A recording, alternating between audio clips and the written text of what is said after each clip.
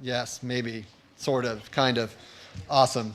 All right, so, well, I would like to thank all of you very, very much for coming to this year's Pforzheimer lecture.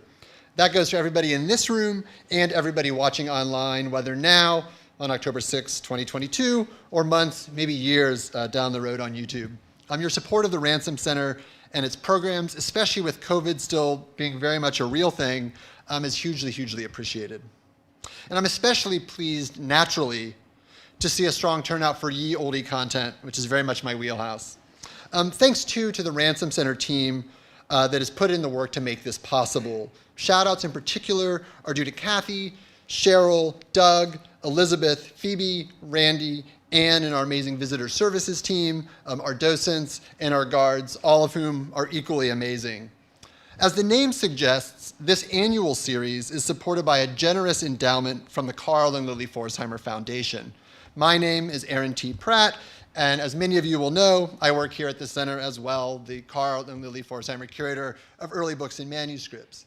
The Pforzheimer Endowment supports not only this program and my salary, but a whole host of other activities associated with the center's earliest collections, other programs, acquisitions, fellowships, digitization, and occasionally even a graduate research associate. A quick run of show. Dr. Blake will speak for about 45 minutes. I'll moderate Q&A for about 15 minutes, and as you start to formulate questions, keep them concise. And I'll field queries from those of you in front of me and from our YouTube audience, and then we'll adjourn to a reception right outside of the theater. Since they'll be open, I'll note that there's a lot to love in our galleries right now. The Writers, Portraits by Laura Wilson, newly dubbed Robert De Niro Curator of Film Steve Wilson's display of materials from Robert De Niro's early career, and a selection of some of the center's recent acquisitions. Relevant to today's talk is a recent acquisitions case focused on books that preserve evidence of use by early modern women, and one case over, still in the early modern world, is a must-see presentation copy of Sir Isaac Newton's Principia Mathematica.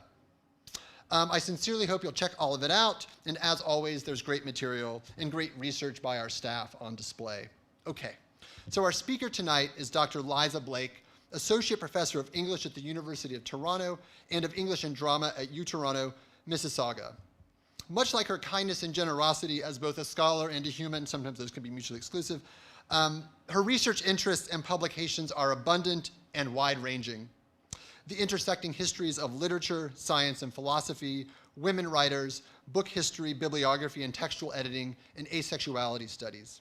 Recently, with Jenna McKellips, Dr. Blake has launched the Asexuality and Aromanticism Studies bibliography online. And she's co-editing a volume with Ali O'Mara and Catherine Clifford called Early Modern Asexualities. A good bit of the research she'll be discussing today was published in the March 2022 issue of the Papers of Bibliographical Society of America, Margaret Cavendish's university years, batch bindings and trade bindings in Cambridge and Oxford.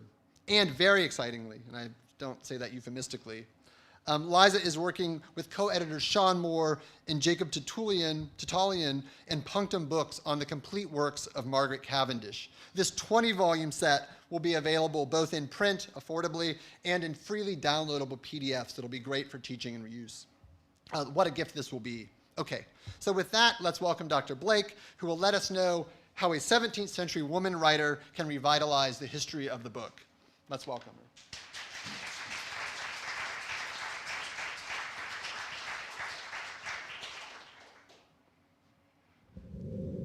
Okay, just verifying you all can hear me, that's okay. I'm probably gonna keep my mask on just because I prefer to do that in indoor settings, and also because I tend to get really excitable when I talk about Margaret Cavendish, and I think it will actually help slow me down and not talk too fast. But let me know if you're having trouble hearing and I will adjust accordingly. So thank you so much to Aaron for inviting me. Thank you, all of you, for coming. I'm really excited to be here today. I watched every Pforzheimer lecture in preparation for this, and now I'm sort of thinking that I don't really deserve to be in this lineup, and yet I'm happy to be here. So I'm going to be talking with you today about the printed books of a woman writer named Margaret Cavendish. She was really just an incredible woman. She was born Margaret Lucas. She served as maid-in-waiting for Queen Henrietta Maria in the middle of the 17th century. Her dates are 1623 to 1673, so you have a few months still to start preparing her 400th birthday party. She was maid-in-waiting for Queen Henrietta Maria. She followed the Queen when the court moved to Oxford at the beginning of the English Civil Wars in the 1640s. And then she followed her again to Paris in 1642, where she met the dashing cavalier William Cavendish and married him. And they ended up settling in Antwerp until they eventually returned to England in 1660. Cavendish was an incredibly prolific writer. There is a reason the complete works will be 20 volumes, 20 robust volumes, I should say. And she wrote in multiple genres, which is something I'll talk about shortly. And if you know anything about Cavendish at all, you may know her as the author of the science fiction novel, The Blazing World. And if you don't know anything about Cavendish, I hope you will indulge me in a short plot summary, just so you can have a sense of why it is that we are all so obsessed with her. So, in an alternate universe, there is a very hot lady who's walking along the beach one day picking up shells, as you do, and a bunch of pirates see her and think she's really hot and kidnap her onto their boat and start sailing towards the North Pole. The pirates all die because they're like wicked and it's kind of a romance and mean people die in romances. And she doesn't know how to drive a boat. So now the boat is adrift on the North Pole and it goes to the North Pole and then it travels to another planet connected by the poles to her world. And this is called the Blazing World. This other planet is occupied by animal men. They take her to their human leader, the emperor of the entire planet. He marries her because, again, she's very hot, and then he disappears from the narrative, so now she's in charge of a planet. She sets up scientific society. She sort of discovers things about nature. She has long debates about the matter and how science works, and there's some satire of the Royal Society in there just for fun. And then she one day decides, I'm ready to set down everything that I've learned. And she goes to the immaterial spirits who obviously live on this other world and says, I need a scribe. I was thinking like Aristotle, but Descartes would work in a pinch. And the scribes say to her, I don't think either of them's going to want to be a scribe for a woman.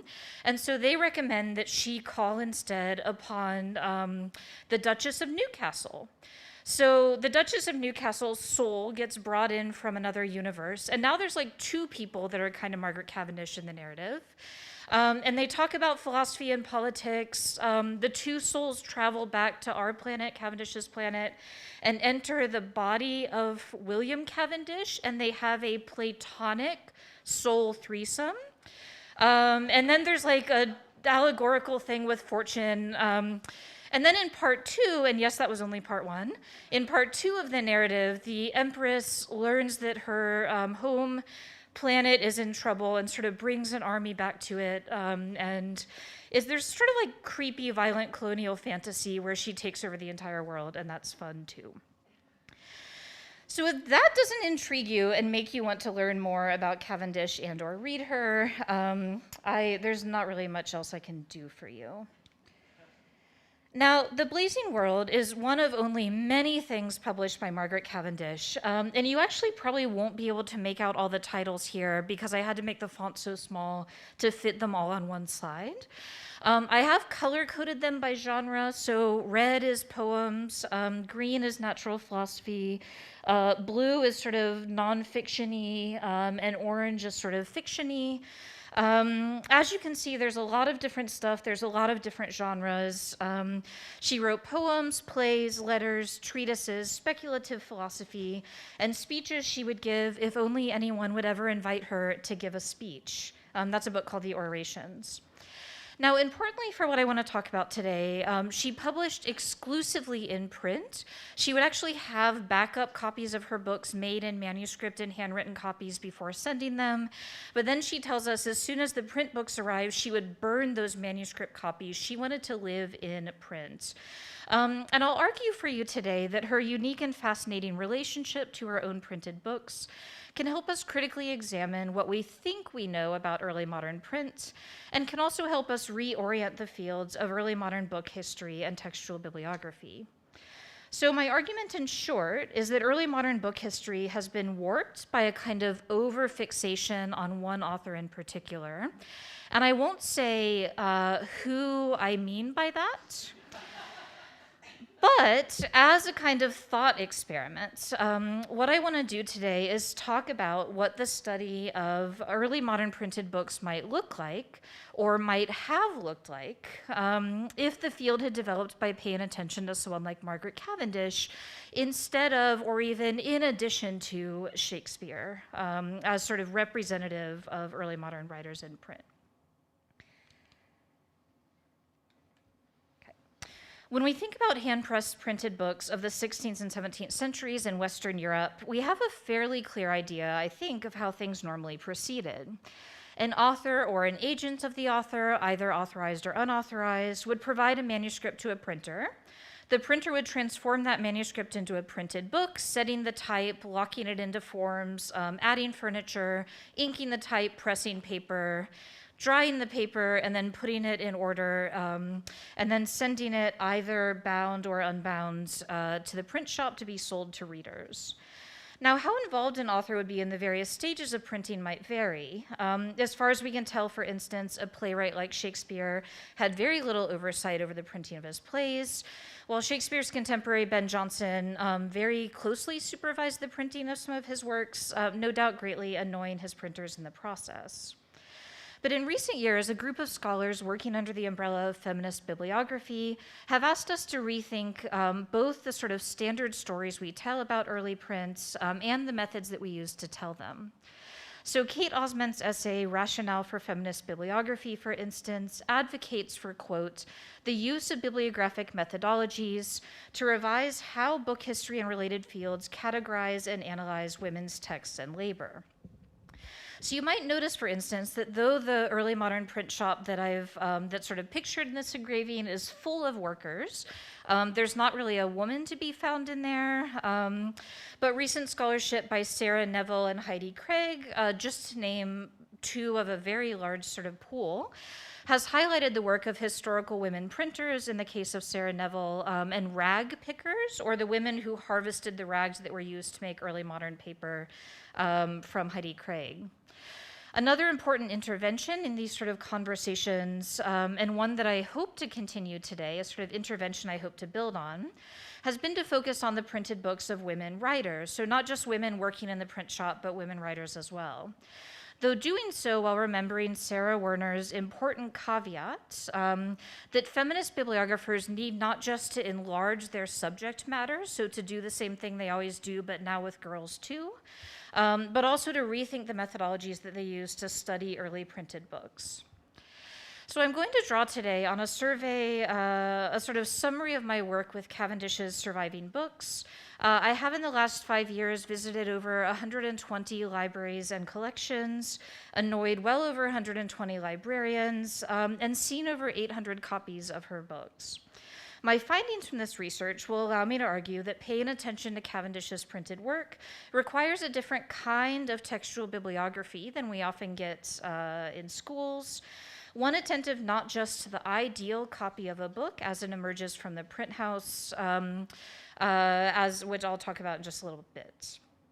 Cavendish had a particularly unique relationship to her printed books, more extreme and I think more interesting than even Jonson. While she didn't go and breathe down the printer's necks like Jonson's did, although I think if she'd known that was an option, she absolutely would have. She was actively and intimately involved in the production of her books, both during and after the printing process. So, what do I mean when I say that Cavendish's practices have consequences for the way that we think about textual bibliography? So first of all, as you will see from this slide, the idea of the ideal copy is something very important to bibliographers. The ideal copy, and these are just a sampling of definitions. There's a lot of arguing over what we should mean by this term because academics like to argue about terms, but here are some sort of representative ones. The ideal copy is, quote, that version intended by the printer for release after all the determined corrections have been made, that's Greetham. The most perfect state of work as intended by the printer or publisher, that's Gaskell. So for the most part, a person working on a bibliographical description of early modern texts can safely ignore, as part of the ideal copy, anything that happens post-print, right? Once it's out of the printer's shop, you can ignore it. But Cavendish books, I think, both challenge the boundaries of what an ideal copy can be, and also makes it difficult to determine the sort of timing and origin of certain changes made to her books. So I'm just going to take you quickly through a few examples of the kinds of things I've found when I go and see her books. So this is a title slide, but it's mainly here to give you like a content warning and let you emotionally prepare yourself for a really disgusting collation formula that you are about to see. Gird your loins, it's coming. Ah! Okay, there it is. I told you to be warned. So a collation formula, which is the long string of letters, numbers, and symbols that's at the sort of top of that slide, or I guess in the middle. And whenever I have my undergrads, they talk about collation formulas. They're like, I didn't become an English major to do math, but it's not math, I promise. So there's a collation formula there. Oh wait, I have a laser. That's the collation formula. And then this is a signature statement. It tells you what was signed. And the collation formula is a tool that textual bibliographers use to sort of describe how an early printed book was put together. It uses the, it uses the signature marks, which are letters or symbols that will often appear at the bottom of a page like that. And what those signature marks are guides used by the printer to tell a binder how the book should be ordered when it gets put together. They don't always have page numbers, but they will often have signature marks. So that's how you sort of find your way through a book. Now, for context, I've put at the bottom in blue what a sort of typical collation formula might look like. So this one in blue right here, which is a fictional book that I made up but probably exists somewhere, tells you that there are 3 sets of 4 leaves signed with lowercase letters, and those are probably prefatory materials in this book I've invented, followed by groups of 4 leaves signed with all the letters of the alphabet, the early modern alphabet, B through Z inclusive. And so this is a pretty smoothly printed book, no hiccups, no surprises. Things went as planned for this book. Now, if you compare that collation formula with this monstrosity, it tells you the opposite, right? What the collation formula at the top tells you is that this Cavendish book was a hot mess. They had to find a way to insert lots of things. That's what the random symbols mean. And the things that they had to insert were sent after the fact. They hadn't planned for them. This tells you Cavendish was sending things as they were happening. And so the printers had to disrupt his sort of even sequence of letters in order to fit all these new things that continued arriving after he'd already started printing. And in fact, if we go back to the print shop, you see that guy there who looks like he's sort of quietly screaming. There he is. This is really special that you could see this. This is a rare action shot for the moment where somebody told him Cavendish just sent new materials. And he's like, oh, why? That's not real. I made that up in case that's clear. Okay, so why does this sort of collation formula matter? And again, I've put it at the top there. I just stretched it out a little bit. And this is a chart showing how the different segments of that collation formula relate to the pagination in the volume and also the contents of the volume. So you can see that the pagination restarts several times. So if you wanted to look at page 25 in this book, you'd have 5 options. The alphabetic sequence restarts several times. And you can also see that both the alphabetic sequence and the numbers restarting correspond with sort of changes in topic. But I want to focus your attention for now. We could spend an hour on this. I could, that's a threat, but I won't, I promise. But I just want to focus on the end of it. This is the collation formula for the blazing world, the thing that I started by describing to you. And what this collation formula tells us, the sort of data that it gives us, is that part 2 of the blazing world, the sort of part that's always sort of a problem for me when I teach it, because we have like cool, fun, sexy female friendships and like talking about matter, and then suddenly it like swerves into this violent colonial fantasy. What I can prove pretty conclusively just from the bibliographical evidence is that part 2 was not originally supposed to be part of this book at all. It got sent to the printer after a fact and shoved in. So how do I know this?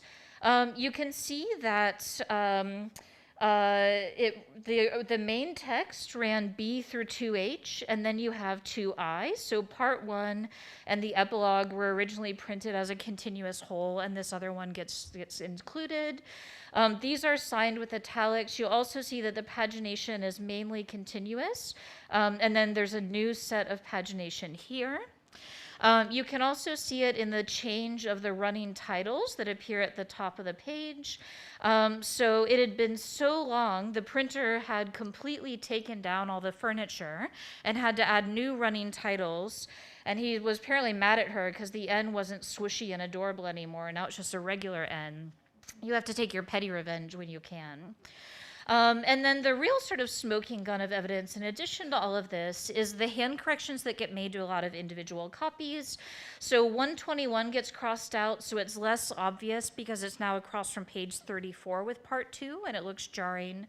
And then you'll see here the word ladder has been crossed out and replaced with the word first. And what's happened there is that she's talking about the philosophical world. There's an episode right at the end of part 1 where the Duchess and the Empress create worlds in their mind. And she refers to that as happening in the latter part of this description, which when the epilogue was printed, it was, right? It was at the end of what had just happened. But then it happens right there. Look, I made an arrow. But then when you get to this, when you have the second part inserted, suddenly it's not in the latter part anymore, it's in the first part. So that correction gets made. And so this, I think, and I've argued this in a recent publication, has really radical consequences for how we read The Blazing World, one of her most famous texts. But it also just sort of shows what a useful tool, even doing something as basic as a collation formula, can be. It can teach you both the sort of history of the book as it was printed together, and it can also show you how annoying Cavendish was to her printers. It's not just The Blazing World where this happens, however. A lot of her books show evidence. Oh no! Oh no! Come back! Oh dear. Okay, hopefully that was not a curse. A lot of her books show evidence. It's probably because I'm talking bad about her. I'm going to be a little bit more polite about her in the future. A lot of her books show evidence of her sending things after the fact to get inserted. And the poor printer, he's doing his best, isn't he? Or later in life, she gets a female printer, so she's doing her best.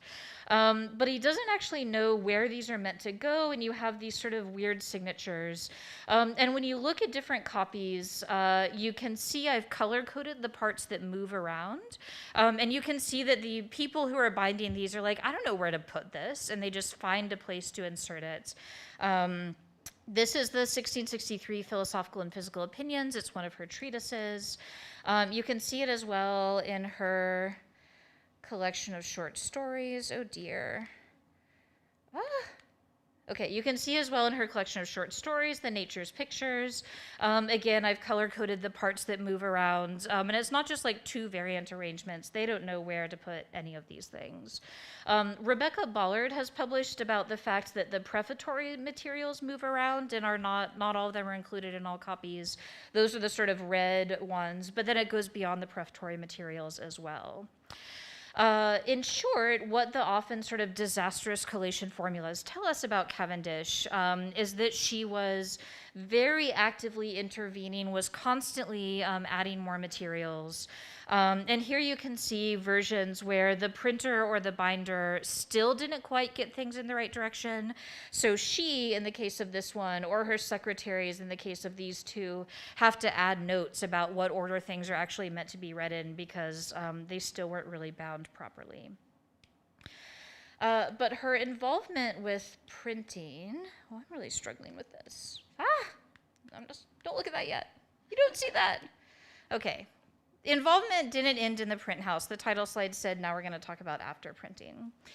So what you're looking at here in this map is a census that I maintain on the Digital Cavendish website, which shows what libraries around the world hold Cavendish books. This is North America. You might actually be off the map. You are here. Here is Europe. And here is just the city of Oxford, and every single one of those pins has Cavendish books. This is because she gave them to this sort of discovery that she's everywhere in Oxford led to the article that Erin talked about, the Cavendish's university years, in which I talk about how Oxford and Cambridge libraries hold so many copies of her books because she put them there.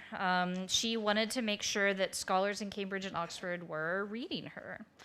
And we know this because so many of them have donor inscriptions written by the individual colleges recording, I wish you would move forward, recording her donations.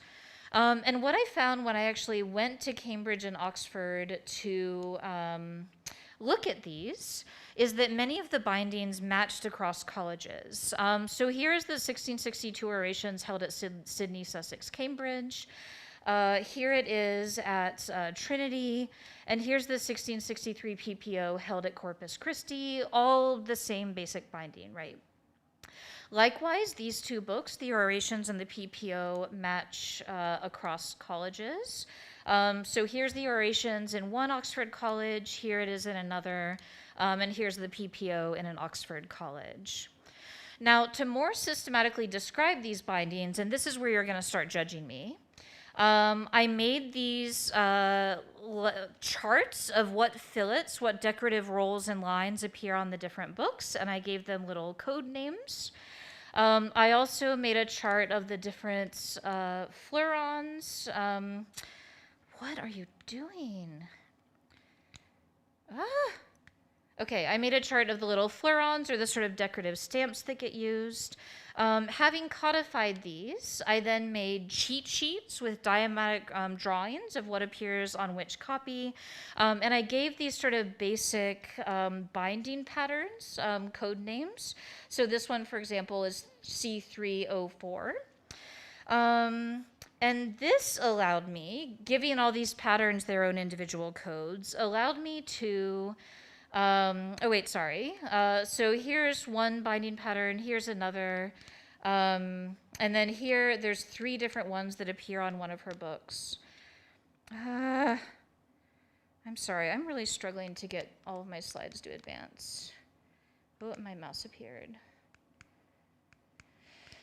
Okay, I'm gonna make that work. Here are three different bindings that appear on the biography of her husband that she published in 1667. Having made all of these different binding types, I was then able to, can I maybe just signal to you when I want to advance a slide? Because this pointer is not working very well.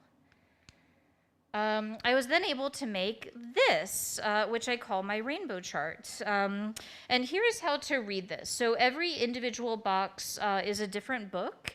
Every color is a different binding type. The columns are the different books, and the rows are the different colleges. Cambridge is up here, Oxford is here, and then the Bodleian and Cambridge University Central Libraries are at the bottom. And putting it all into a chart like this lets you spot a couple different patterns, right? It sort of tells you a couple different things. It tells you, for example, the thing that you already saw, that the orations and the PPO sort of match within universities, but not across universities. So these two are always bound together as a kind of set, but they were bound locally, as I've since learned. You can see as well that Cambridge got 3 books that Oxford did not. And there's actually some like really exciting gossipy drama behind that, because we have a letter from a guy named Jasper Maine addressed to one of their friends where he says, I just want to make sure that Margaret Cavendish knows that we all really appreciate what she's done for us here in Oxford. And she's so smart that she won't fall for people slandering me, but she was smart enough not to fall for that shit. So she's cut off the Oxford supply of books. You can see as well that she's sort of clustering her corpus together. So this is the 1662 plays, her first volume of plays. It was ready to be given at the same time the orations and the PPO got given, but she didn't. And I think it's because she saw these as like her sort of serious text, her speeches, and her natural philosophy. So she held off on the plays and donated them at the same time as what I think of as her sort of literary cluster, a volume of poems, a volume of sort of letters to imaginary friends, and then the philosophical letters. And these get given all as a cluster. So she sort of saves the plays and wants to sort of group them as a conceptual thing. You may also notice the gray bindings at the bottom. Those represent upscale bindings, or what is actually technically, I'm not making this up to be hip, called extra bindings in binding terminology. And what an upscale binding is one that has been made fancy. So for example, you can see the leather is painted. This is called marbled leather, even though it's not dipped in a bath. It's sort of painted or mottled. The tooling is now gilded, made with gold leaves so it stands out. And the leaves will often be sort of shiny and gilded as well. And you can see these, or sometimes you can see them, on the letters that she gives, or the books that she gives to the Cambridge University Library and the Bodleian Library in Oxford. So when they're going to like lowly colleges, they just get random ones. If they're going to fancy central libraries, they get these upscale ones. And so again, you can see that the same patterns that apply to the colleges apply to these central libraries as well, but they're just sort of upscale or fancy versions of these as well. Now, having produced this and sort of noticed these patterns in Cambridge and Oxford, I then went looking in other libraries, originally just trying to find original ones that had been relocated. So you can see, for example, that like Exeter it feels like they should have gotten one, and so I was like, where did that book go? And so I was like, if I go to other libraries and I can find bindings that look like it, I can maybe find misplaced ones and get the full picture of what happened here. And what I found when I started looking at other libraries is that it's not just the Cambridge and Oxford books that got batch bound. I found many other books in standard bindings. So you may remember binding C6. This is a very sort of distinctive, I call it the pointy vase fleuron. That's real binding terminology. And it has this roll on the board edges. It's her binder's favorite roll. I have found a version of this binding, the C6 binding, in several libraries, including the Folger Shakespeare Library, the National Library of Medicine, the Clark Library, the Huntington, University College London. None of these are advancing. Imagine that those all corresponded with a click. University College London, York Minster, Leeds, a castle in the middle of Sweden called Skokloster Castle that I just went to this past summer. And even today, here in the Harry Ransom Center, you have a C6 binding, not on a Cavendish book, but on her husband's book. This binding actually appears on 35 different Cavendish books that I've looked at, all published in 1668, all located outside of Oxford and Cambridge. And so the sort of batch binding was not just for the colleges I discovered, it's for everywhere. You can also find her books outside. You can find upscaled ones given as well. So here, for example, is Binding '08, which often appears on the biography of her husband. And here you can see it in Duke University Library. And I've done a close-up of the florons. You can see that's sort of the same one. And I found these sort of upscale ones, still done by her binder, but fancy, at Bristol, at the University of Cincinnati, at the Folger Library, at Leeds, and at others. These are just some adorable examples. And so again, pulling up the Duke University version, you can see the binder's tendency to sort of marble leather, to do these big splotches as a form of decoration. And so even though I don't recognize the tools, I don't recognize this floron used on the Worcester College Oxford Library copy of the plays, I think this actually could be her binder, because this is a way that he really likes decorating marbled leather. Now, beyond the fact that all of those marbled bindings look adorable, what does this actually have to do with reimagining textual bibliography? Well, consider the fact that most the sort of standard introductions to textual bibliography all recommend that binding not really be addressed if you're working with an early modern book. It's outside the purview of the textual bibliographer, because for years the general consensus was that books were sent in sheets to booksellers until the 19th century, when trade bindings, the sort of same binding put on all the books, started to be more regularized.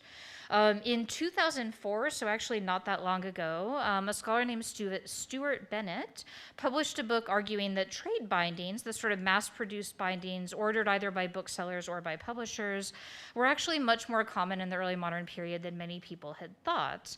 And Cavendish's batch-bound books, I argue in my PBSA article, can complicate, I think, some of the hard distinctions between a trade binding and a presentation binding that Bennett draws in that book.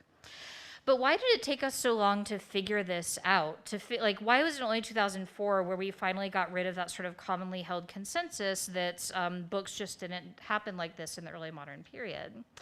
I think partly because the field of early modern textual studies, the field of early modern history of the book, has been sort of affected by the gravitational pull that Shakespeare has when we think about early modern books. And if you're thinking about binding, then it's not super relevant for Shakespeare, because his objects are like fetish-sized. If you own Shakespeare, you're like rubbing it against yourself every night, or whatever you do with your Shakespeare book, or you're rebinding it to be fancier because it's the Bard and you want to show it off. So not a lot of original Shakespeare bindings survive, which means that when a field has oriented itself around Shakespeare, you just don't pay attention to something like bindings.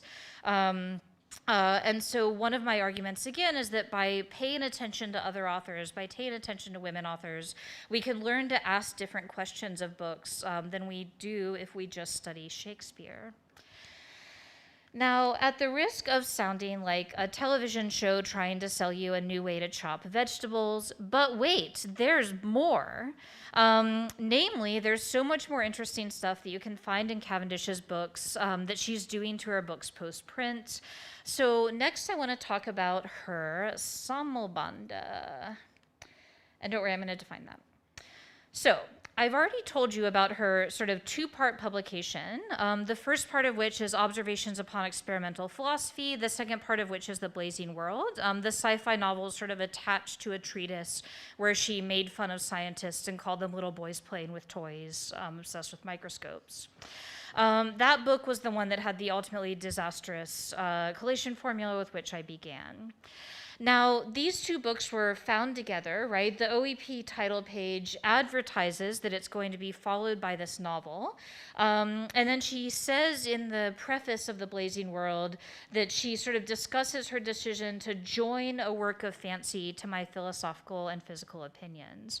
And this concept of joining is actually really crucial to Cavendish, both her work as a book designer, and her natural philosophy. Jen Boyle is a scholar who has a project exploring how these two generically very different texts have all of these sort of concepts uniting them. And Jonathan Gill Harris has also done a really interesting article, or it's a chapter of his book, thinking about how the concept of joining is really important to Cavendish. But what I've discovered as I looked at her books is that these are not the only two of her texts that she wanted joined. So when I went to European libraries, and what a hardship having to go and spend in Antwerp. When I went to European libraries, what I discovered was several sammelbande, or bound together volumes, huge volumes, in this case each containing 4 of her works, bound together under one set of boards. And here you can see the original 17th century bindings at the 3 European libraries. These European sammelbande, which I can say with, I feel very confident certainty, were all originated by her, designed by her, all contain the same 4 of her texts in the same order. Her Poems and Fancies, which includes a set of poems about atomic philosophy, her Natural Philosophical Treatise, the PPO, a collection of nonfiction called The World's Olio, and a collection of sort of short fiction called Nature's Pictures. So basically what I found in these books is that what she does with the OEP and Blazing World about a decade later in her career, the sort of conceptualizing of generically distinct things as a single unit that need to be read together, happens much earlier as well. She is literally joining her texts by binding them together. A few of these sammelbande exist in the UK as well. One in Edinburgh, which I actually just found a month ago, a modified one given to the Cambridge University Library that's lacking the last text, the 56 Nature's Pictures, and one in the British Library that currently only has the first 2 books bound together, but which I spend an obscenely long amount of time arguing in a forthcoming article. I think actually did once include these 2, and they got separated by later binders, but by spending way too much time looking at former shelf marks, I think I can show pretty clearly that this used to be a set of 4 as well. And so again, they are showing her thinking about these 4 books as a sort of coherent set that need to be considered all as one. These books are really fascinating bibliographically, and the most interesting copy is probably this one, the Leiden Sammelband, which also includes bound into it a 20-page Latin index, most likely translated and then commissioned, sent to the printer by her friend Constantine Hauchens, and bound into the front of the volume. And I just need to highlight how amazing this artifact is, this Latin index. As you can see, the font is very small. It's in double columns. So he gave the printer this really detailed thing, 20 pages of this. Exactly 1 copy was printed, and it only appears in this volume. So that printer, I hope, was paid very well. He wasted a lot of time. It's like the reverse of what we normally think about the efficiency of the printing press. This is like a custom build, exactly 1 copy. The index translates poem titles and chapter titles. It doesn't sort of make thematic connections like a modern index would. It's more like a table of contents. But I think its existence raises some interesting questions, again, to put my textual bibliographer hat on, about what it means to use these sammelbande, and this one in particular, to think about the question of an ideal copy. She seemed to think that these 4 texts together sort of constituted one mega text. Is the ideal copy these 4 first publications? If so, where does this Latin index fit in? I think is a question I'm still grappling with. And though less common, it's also possible to find her binding her later texts together as well, as in this very, I think, subtly, not very attention-grabbing, marbled vellum-bound sammelband, which is now held in the Oxford English Faculty Library. It contains her plays, her poems, and her orations, all published in 1668. And this binding was done by her binder, the person I've started calling in my head the Cavendish Binder. And you can see there our good old friend, the pointy vase, our old reliable buddy, a sign of the Cavendish Binder. You can also find the same sort of distinctive marbling pattern on other books as well. So this is another one of her books, in this case, the OEP and Blazing World bound together, now held at the UIUC. Now, these volumes, the marbled vellum ones, were likely destined for very distinguished recipients based on the exuberance of their bindings. And I think, again, they offer both sort of micro and macro questions about Cavendish's writing. So, for example, how do artifacts like these force us Cavendish scholars to be a little bit less siloed? So typically the way Cavendish is studied, the literature people take the literary text, the philosophy people take the philosophy, political history take the orations, right? We've sort of divided up her corpus among different disciplines. But I think she is designing these objects to say, no, you can't read me that way. You have to read across all of my works. You can't pick and choose one genre. And I think it also has consequences for how we describe these volumes bibliographically, right? So we treat the OEP and the Blazing World as one text, sort of published together, even though the Blazing World in very rare instances does sometimes circulate alone, in which case she gives a separate preface to it where she's like, some ladies don't like philosophy. This one's for you, gals. And it's like a hot pink binding. I made that up. It's not a hot pink binding, but it's essentially that. But for the most part, we view this as one text. Why don't we view that as one text, right? If this was clearly her intention. And the last thing I want to share with you today, and I promise I'm wrapping up soon, is thinking a little bit about uniform and non-uniform corrections in her books. So James Fitzmaurice has written an article in which he talks about uniform corrections that appear across Cavendish's books. And this is a really sort of famous one because it appears in almost every copy of the biography of her husband, where a line has been painted out in this really opaque black ink so you can't read it. What the line says is, without receiving any pay or allowance from His Majesty. And so she's like, my husband did all this, he spent all this money in the war, and did he get any thanks? Did he get any money? No. And somebody, Jim Fitzmaurice speculates it's probably her husband, was like, you can't say that, no. And it gets painted out, even though you can see some detective has sort of solved it. And Jim uses this as sort of like the stereotypical, like paradigmatic example of like the uniformity, because it appears in nearly every copy. But as you can see, if you look at enough copies, you find some sort of non-uniform versions. So here is a very non-opaque readable one, and then the corrections on page 60 are getting made differently. And then here are two copies from the State Library of Victoria, which Paul Salzman in Australia sent me, one of which has just been sort of squiggled out, and the other of which has no writing on it whatsoever. And so again, even the example of the uniformity of changes is not always uniform. And what I found when I started looking at lots of different copies is that she is sometimes actually making different sets of corrections depending on who the book is going to. And so I talk about this in an article that, being a clickbait queen, I called Margaret Cavendish's Glitter Pen, which is about the set of the philosophical and physical opinions given to Oxford that have a set of changes that no one else does. And they have sort of sand stuck to them, and they're glittery and adorable. And the main reason I wanted to publish that article was just so if an editor of the PPO came along, they would know, like, there are copies of books that have changes she wanted made, and you have to go to Oxford and account for those. But I will also just show these to you because they're adorable. And the sort of image that I've been using on my title slide, I think actually has a pounce pot. Oh, my pounce pot picture didn't show up. There's meant to be a sort of real life pounce pot here. Essentially, there's like blotting sand you put on the ink while it's dry. And as you can see, some of them are like very thickly encrusted. And here is evidence that she had one on her desk with her.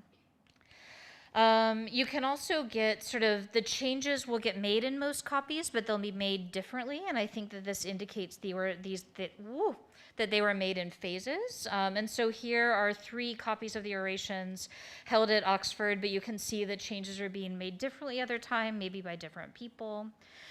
And other books will have uniform changes, but only in a really limited number of copies. So this is the first edition of her Poems and Fancies, the first book she published. There is a set of uniform changes that appear in 3 copies, but only 3 of the 40 that I've looked at have these changes in them.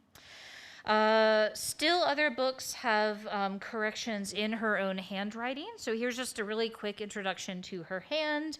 This is a book written to her friend Constantine Hauchens about the fact that he's donating the book to Leiden, the sort of single volume that we talked about already to Leiden. Here are a few of her distinctive graphs. Her E, which looks like a tiny X or like a C that's slashed through. And it's my favorite one. Don't forget to dot your I's and cross your E's, you know, that old saying for handwriting. It's her most distinctive graph. And then also this sort of 2-part P, which she draws in 2 different strokes. So even just knowing those graphs, you can then see copies. So this is the Leiden Sammelband, where you can see that she's marked it up in her own hand. In this case, she's just fixing the errata changes, the list of changes at the end. She's making sure it's correct before it goes to Leiden.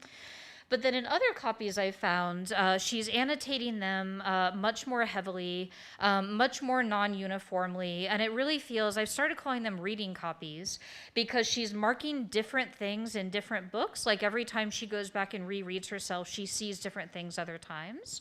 And the most heavily annotated reading copy I found is the copy of the plays held at Princeton. It has a ton of annotations in it, about an average of 11 per play in the book.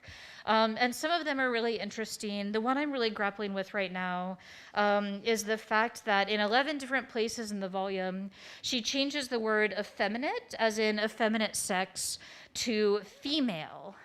So not effeminate sex, female sex. And I'm still thinking through what's at stake in that. And so again, just as a sort of example of why these matter, this is a reading copy which has her handwriting in it, where she tells us that there's this poem that says, "This book is my favorite. I'm proudest of this book. Read this book if you're going to read anything." And in 2 copies, there's a note in her hand that says, "This one was put into the wrong book, actually." Forget World's Olio. Sorry, World's Olio. I actually meant this one to go into my philosophical and physical opinions. So as an editor, I really want to know that, right? I want to know if something's been bound in the wrong order. I want to know if there's a change that she hasn't, that she thinks still needs to be made. And so this is why I get up in the day. I'm sorry, I've lost a page, but I'm just going to keep going. I know it all anyway. So again, as an editor, I want to know all these things. What does this have to do with textual bibliography? And this is what I'll do in closing. I think that a lot of the changes that get made, some of those are clearly just, you know, she's gotten the book, she's making hand corrections in them, but a lot of them sort of blur the boundary between a printer intended change, which you remember is the definition of an ideal copy, and a sort of later change after the print house. One example of these is these paper slips, which do appear in the Ransom Center copy of her 1668 plays. And Jeffrey Meston has an article where he sort of analyzes these really beautifully. And you can, they're interesting because the question becomes, are these like printer directed copies or not? Because they're printed slips. Or did the printer just like Xerox a bunch of these and give them to her? And you can see those 2 V's? That's because they ran out of W's. They had to do so many. So they've sort of put 2 V's together and then that becomes a W. Likewise, another sort of interesting moment is this dedicatory poem by William Newcastle, by her husband, where he basically says, "Chaucer and Shakespeare and all the major poets are so embarrassed that they ever wrote because your poetry will so overshadow them." He was a very supportive husband. So this thing was printed, but it's only included in a really limited number of copies, so it's only in 6 of the 40 that I found. So the printer made it based on the watermarks. It was made at the same time of the book, and yet it wasn't for all copies. It was only for some copies. How do we determine what the sort of printer's ideal copy was and whether or not it included this poem when it doesn't get included in so many versions? Another example, and this will be my last one, of sort of the trickiness. So this is the life of the Duke, which is a fairly regular collation formula, except there's two little blips in red there, right? There's an inserted leaf, signed GG2, and there's a leaf that's missing. 3C1 is missing. So the thing was printed, a leaf got put in, a leaf got taken out, and this is sort of the ideal copy. I will say there's a whole bunch of prefatory materials that I haven't included in this collation formula. There's two versions of the preface, because of course there are. Let's just ignore that for now and focus on the book. But in a very, very limited number of copies, this is what you see, B through 3E. So it's missing the inserted leaf, but it's also including the leaf that got removed. And that's exactly 3 of the 70 that I've looked at. Now, what's interesting about this is that those copies that have the sort of boring collation formula are the ones that don't have the hand corrections, that don't have these uniform changes. All the copies with the exciting collation formula all have this blackout on this moment. And so normally the way we would approach this book is to say, as a textual bibliographer, this bit is all I care about, and those manuscript studies people can pay attention to this book, to this bit. But the fact that these two correlate with one another, right, that you only get the manuscript corrections if you also get the sort of printer's copy, again, I think helps us blur the boundary between what the printer's intention is, how we think about an ideal copy, and how we think about the sort of temporality of that ideal copy. Okay, now I will wrap up if I can get it to move. Oh, there's the printer screaming again. Oh, he's exhausted. Poor guy. Okay, so because of Cavendish's relentless intervention in her own books, what this means is that one copy of a given Cavendish book can vary really greatly from another one. And so for the complete works of Margaret Cavendish, our large and incredible team of editors, we have 80 people working on it with us, will be breaking, I think, new ground in Cavendish studies, not just transcribing a single copy, but comparing every surviving copy and sort of collating all the changes and variants that appear across all the different copies. And this, I think, will allow the next generation of Cavendish scholars to work from reliably established text and have firm grounds on which to build their arguments. And I will just say that we are really grateful to the Canadian government for giving us a grant to fund some of this work. But there are also consequences, again, for thinking about what it means for textual bibliography and what the consequences are for paying textual bibliographical attention to Cavendish. It rewards more than Cavendish scholars, I think I've tried to gesture to today, and it enriches both textual bibliography and early modern book history. So at the start of this talk, I asked the question, how might these two fields, bibliography, book history, have developed differently if bibliographers had studied Cavendish and not just focused on Shakespeare? And today I've gestured to a few possible answers to that question. So perhaps in this alternate universe where Cavendish was not ignored for centuries, we wouldn't have had to wait until Stuart Bennett's 2004 book to rethink our received knowledge about trade bindings. Perhaps in this alternate universe, the studies of what happens to book inside the print house and the study of marginalia would not be two separate disciplines. Perhaps in this alternate universe, we would be challenged by Cavendish's many joined texts to think across her books and not isolate them by genre or by academic discipline. Perhaps in this alternate universe, we would learn to challenge the boundaries of the ideal text, so central to so much of textual bibliography. And perhaps in this alternate universe, when people teaching early modern bibliography wanted to frighten a new generation of students with a disaster of a collation formula, they would go somewhere other than Shakespeare's first folio. And just a reminder that although 2023 will have another meaningful anniversary to it next year, namely the publication of the first folio, again, it will also be Cavendish's birthday, and you still have time to prepare. So Cavendish's alternate universe of the Blazing World is, I am very willing to admit, much more exciting than the alternate universe that I've just sketched for you here. But nevertheless, I, like Cavendish, would encourage others to imaginatively or in reality inhabit this alternate world. Thank you.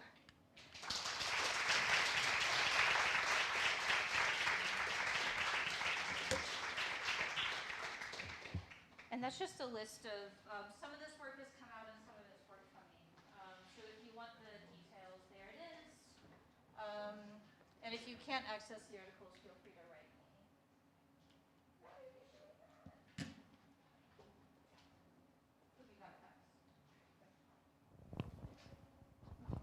All right.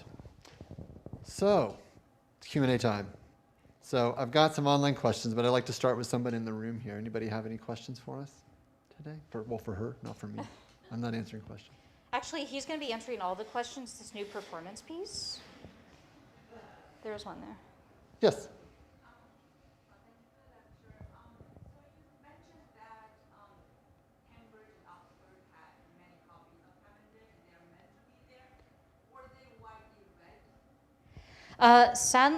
Excuse me. So yeah, the question for those listening from abroad is there evidence that the books that were being given to Oxford and Cambridge were being read? No. When they were read, they were not read charitably. So there's one person in Merton College who got really salty reading her orations, and every time she uses the word God is like, how dare you talk about God, young lady? But for the most part, they were neglected, which is kind of a bummer because she definitely wanted scholars to engage her. She keeps on writing letters trying to get men to argue with her. She wants to join the Republic of Letters, and they're just like, that's very nice. Thank you so much for this book. But that's why the bindings survive, right, is because they weren't captured. So I think her sort of backup plan, if she couldn't get anyone to read them, was just to have them persist. Oxford and Cambridge libraries tend not to throw out her books. And she has this one moment at the end of her Nature's Pictures. There's a poem at the very end where she says, essentially, I was born in the wrong age. Everyone in my age, I'm in a carping age. Everyone likes picking at you all the time. I need to survive to a time where they will appreciate what it is I'm doing. And so she made it. I don't think she thought it would take 350 years, but she did finally make it, right? People are reading and appreciating her now. And so even though they weren't engaging her at the time, they survived and people can read them today. I'll take an online question and then we'll go back to the room. So from a certain Tara on YouTube, how might the focus on Cavendish alter editorial theory and its relationship to authorial intention? Yeah, I mean, that's a really good question. So the history of editorial theory in the 20th century, very broadly speaking, right? At the beginning of the 20th century, there was a lot of, the new bibliographers came along and people were like, maybe we shouldn't be doing editions based on what we feel in our heart Shakespeare probably would have wanted. We need to start, building on evidence. And then in the end of the 20th century, there was the unediting movement and the sociology of the text, where they said maybe we should focus less on authorial intention and think about how to sort of trouble our editorial traditions. So at the very moment when editors of male writers were trying to do more experimental, less authorial-based text, is also when a lot of women writers were being edited for the very first time. And so women writers or editors of women writers were doing these authorial editions while the people editing men were doing cool, edgy stuff. And the two traditions are sort of in tension, right? Because if you're editing a woman writer, you don't want to have backward editorial strategies, but you also want to establish the texts that haven't been established before. And so it's something that we're grappling a lot with. We actually had discussions in our editorial meetings this summer about how do we not just have this sort of naive belief in authorial intention and stay hip and do editorial things. And I think the nice thing is that Cavendish's books are so weird, they reward weird kinds of editing. And so I'm doing a thing that's her poems as a choose your own adventure book because they exist in two different arrangements. And so trying to imagine how to realize that in codex form has been something we've been challenging. She has a play called The Presence where she prints a play and then she prints a series of bonus scenes. And she says, you can decide which of these scenes you want to insert into the play. It's up to you, reader. And so we've been thinking, for example, about how to edit that so that when you print out the PDF of the book, you actually can slot the scenes in different places. She's inviting you to be weird and creative in a way that I think we're really excited to play with. Sure. I might have misheard you, but I thought you mentioned something about a female printer at one point collaborating with Cavendish, and if I did not mishear you, could you say more about that? Yeah, so this is a woman named Anne Maxwell, and there's a scholar named Cameron Corich who has this really amazing sort of list of Cavendish's printers, which you can download from the Digital Cavendish website. It's in the Scholarly Resources tab. But she switched printers a lot early in her career, and she didn't have good relationships, so her Poems and Fancies gets printed, and then for the next book she changes printers, and she adds a note that's like, that guy who did poems was such a jerk. There's typos, she lists typos she found, he did a horrible job, the page numbers are bad. And then the next book, she's like, the person who did that book was also a joke, and she writes another note about the second printer in the third book. And then the fourth book, she does it again. Printer number 3 was a jerk. So she moves around quite a lot, and then by the end of her life, she sort of settles on Anne Maxwell, who is a widowed printer who inherited the press. And Anne Maxwell sees her all the way through to the end of her career. I have noticed that Anne Maxwell's books tend to be much longer. She's like kind of double spacing the text. The font is very big. I'm assuming she got paid by the page. But Cavendish didn't seem to mind. It makes her volumes look bigger and more impressive. So win-win for both the ladies. Yes. Did they have any did the Cavendishes have status at Charles II's court? So, yeah, not for Charles II so much. So William was very closely connected to Charles I. He sort of wrote a book of advice on how to be a good reader, be a good ruler rather for Charles I. He really did pour an enormous amount of money and resources into the English Civil Wars. When Charles II comes back, he kind of doesn't want all the old courtiers around reminding him of the debts that he owes them. And Charles politely but insistently is sort of asking for this money. Cavendish less politely and more insistently is asking to be reimbursed for all the expenses and all the costs that her husband put out. And actually the reason that they become Duke and Duchess is sort of the compromise that Charles reaches, Charles II, where he says, I'm never actually going to be able to pay you back. But usually when I promote someone to Duke and Duchess, they have to pay £10,000, and I'm gonna not make you do that payment if you'll stop nagging me. And so then they're like, okay, cool, and he becomes the Duke, and then Margaret Cavendish lays off him a little bit. But yeah, she was sort of, I think William especially felt like he had been pushed out of Charles II's court, because he was, but they were very involved with Charles I. Thank you. I've got a million very good questions from online, but we're not going to get to all of them. I apologize for everybody. But I wanted to pick one out that I thought might be useful to join together some threads of your work. Finch asked, how do you see your work on early modern asexuality relating to the work on Cavendish, if at all? Question mark.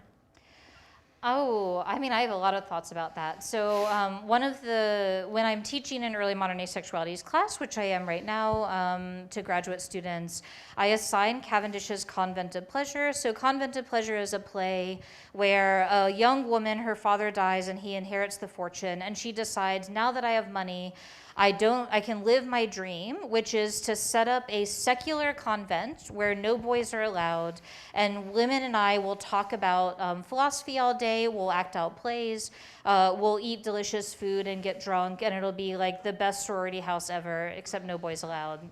And then, the play, their surprise ending, the play is sort of disrupted because a princess arrives who's like a very manly princess, and then at the end, it turns out the princess is a prince, and they get married, and then the convent is sort of destroyed. But thinking both about the sort of fantasy of my ideal dream would be to just avoid women, or avoid the other sex altogether, and the sort of philosophy laid out in that play about why it's so valuable to do, I think is really interesting. And then in the middle of the Convent of Pleasure, there are all these micro scenes that the women in the convent are playing for one another about how like childbirth is the worst, men are the worst, husbands are the worst, everything about heterosexual coupling is the absolute worst. And it's like, I wouldn't call it subtle, but it is interesting to think about, like, what does that do to the ending of the play, where you want to say it's a happy ending because it's a comedy and people get married, but then you've just just learned in the middle about how everyone's going to be miserable because of the dissolution of this convent. So that's a play that's really sort of interesting to think through. It's interesting to me too, so we have the courting letters between William and Margaret, and they're really funny, because William's letters are like, you're so hot, I can't wait to get you into bed, like, let me know if you're up to do a little like pre-marriage stuff. And her letters are like, I am very excited for you to put a ring on it. Have you talked to my mother? Thank you for your interest. I too value you as an intellect. Like, she is very much holding him at a distance. And I don't want to do too much biographical projection, but their courting letters are very interesting around that topic. So I think what we're going to do in the sort of sense of time, I'd like to take one more from in the room, so get it ready. Yes, Carrie, go for it. I was curious, I know you mentioned that the Adam poems were included in the Psalmabond, and I know you've written about the Adam poems sort of in the current ways of feminist formalism. And I guess I was just wondering if you saw a relationship between her conception of form and her sort of quirky bibliographic. Ooh, absolutely. I mean, what's that? Just restate part of the question. Oh, yeah, I'm sorry. The question was thinking about the Adam poems, thinking about the role that form plays in the Adam poems, whether that's sort of natural philosophical research, thinking about natural philosophy and form in her Adam poetry relates to some of the bibliographical things. And absolutely, one of the things that I think are really interesting about Cavendish's Adam poems is any individual Adam poem by itself doesn't feel like a poem should feel. It'll be like, fire atoms are sharp, and that's why fire hurts, the end, right? There's no like exploration, there's no elaborate metaphors, it's just like a fact about an atom, and then that's it. And so I've been thinking a lot lately about why she would write these sort of like impersonal, factual, very short little poems. And what I've come to discover is that the Adam poems are not meant to be read individually, the way that we read poems, the way we teach poems in English classrooms. She wants them to be read in combination. And what makes an Adam interesting is not an Adam by itself, but what it combines with to sort of make different bodies. And I think that's what's at stake when she shuffles the Adam poems across the first two editions. I think she's really interested in the idea of arrangement. And I think that she's thinking about that at both the micro and the macro level, both within the poetry, but also how does the whole volumes of poems and fancies read differently if it's followed by a treatise? How does that change both of them because they've been joined together, to use her language? And I talk about this a little bit. I'm a monster. I have a forthcoming article on Cavendish's Psalmabanda that thinks about it through her concept of joining, both as a sort of formal question, a philosophical question, but also a bibliographical question. So that's coming out soon in Early Modern Women. Well, thank you very much, Liza, for the great talk and fielding such great questions. And thanks everybody online too for the hordes of questions that we got that we didn't get to address today. And thanks all of you so much for coming. I'd like us to go ahead and thank Liza again, and then we can adjourn to our reception. So thank you very, very much. Thank you all for coming.